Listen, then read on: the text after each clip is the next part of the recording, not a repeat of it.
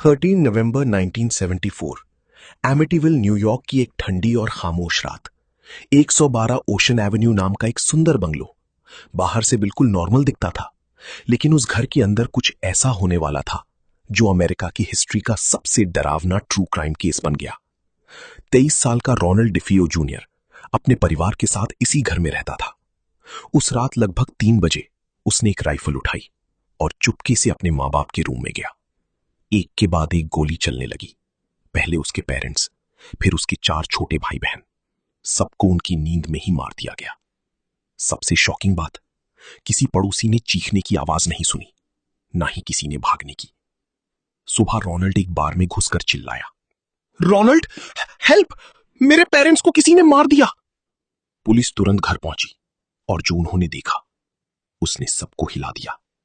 पूरे घर में लाशें ही लाशें थी। सारी बॉडीज अपने बेड्स पर सीधे पड़े थे, जैसे किसी ने उन्हें हिलने तक का मौका नहीं दिया हो। शुरू में रोनाल्ड ने बोला कि यह माफिया हिट था, लेकिन इंटेरोगेशन के दौरान उसकी स्टोरी बदलती गई। आखिरकार उसने कन्फेशन कर दिया, रोनाल्ड, मैंने सबको मारा, मुझे घर से आवाजें आ रही थी। उसने क्लेम किया कि घर की वॉइसेस उसे ऑर्डर्स देती थी और वही आवाजें उसे अपने परिवार को खत्म करने के लिए कह रही थी। 1975 में रोनाल्ड को 6 मर्डर्स के लिए लाइफ इंप्रिजनमेंट मिल गई। सबको लगा कि केस खत्म हो गया, लेकिन असली हॉरर अभी शुरू भी नहीं हुआ था। मर्डर के सिर्फ 1 साल बाद एक नई फैमिली ने उस घर को खरीद लिया। जॉर्ज और कैथी लट्स अपने बच्चों के साथ 112 ओशन एवेन्यू में शिफ्ट हुए। घर बहुत सस्ता मिल रहा था क्योंकि सबको पता था यहां एक खूनी मैसेकर हुआ था। लेकिन लट्स फैमिली ने सोचा, पुरानी बातों से क्या फर्क पड़ता है।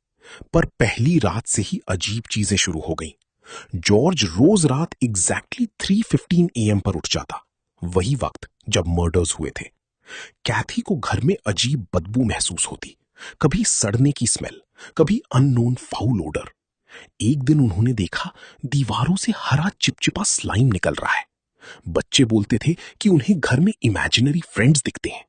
सबसे छोटी बेटी ने एक अजीब क्रीचर देखने का क्लेम किया, जिसकी आंखें लाल चमकती थीं। एक रूम में अचानक हजारों मक्खियां भर गईं, जबकि बाहर फ्रीजिंग विंटर चल रही थी। और फिर सबसे टेरिफाइंग इंसिडेंट हुआ।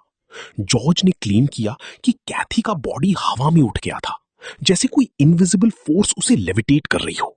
फैमिली हर दिन ज्यादा टेरिफाइड होती गई। उन्हें लगने लगा कि घर में कोई इविल प्रेजेंस है। सिर्फ 28 दिन बाद लट्स फैमिली अपना सारा सामान छोड़कर घर से भाग गई और उन्होंने कसम खाई कि वो कभी वापस नहीं लौटेंगे। लट्स फैमिली की कहानी पूरे अमेरिका में आग की तरह फैल गई। 1977 में एक बुक रिलीज हुई, द एमिटीविल हॉरर। बुक ने क्लेम किया कि ये सब रियल इवेंट्स पर बेस्ड है। लोग डर गए। TV channels, newspapers, paranormal investigators सब उस घर के पीछे पड़ गए। कुछ इन्वेस्टिगेटर्स ने बोला कि उन्हें घर में ईवल एनर्जी महसूस हुई, कुछ ने स्ट्रेंज। आज भी एमिटीविल हाउस दुनिया के सबसे फेमस हॉन्टेड हाउसेस में काउंट होता है। हाउस को रेनोवेट भी किया गया, उसका एड्रेस तक चेंज कर दिया गया ताकि टूरिस्ट्स और गोस्ट हंटर्स वहां ना आए। लेकिन इंटरनेट पर आज भी लोग डिबेट करते हैं, क्या रोनाल्ड डिफियो सच बोल रहा था? क्या उसने वाकई आवाजें सुनी थी, या ये सिर्फ एक ब्रूटल फैमिली मर्डर था? साइकोलॉजिस्ट्स कहते हैं रोनाल्ड ड्रग्स और मेंटल प्रॉब्लम से जूझ रहा था, पर पैरानॉर्मल बिलीवर्स मानते हैं कि घर में कोई डार्क फोर्स मौजूद थी जो आज भी वहां भटकती है। सबसे क्रीपी बात, मर्डर रूम की फोटोज देखकर कई लोग आज भी अनकंफर्टेबल फील करते हैं और कुछ विजिटर्स क्लेम करते हैं कि रात के वक्त घर की विंडोज में अजीब शैडोज नजर आती हैं। चाहे हॉन्टिंग फेक हो या सच, एक बात अनडिनाइबल है, उस घर में 6 मासूम लोगों का खून हुआ था और वही रियलिटी इस स्टोरी को इतना टेरिफाइंग बनाती है।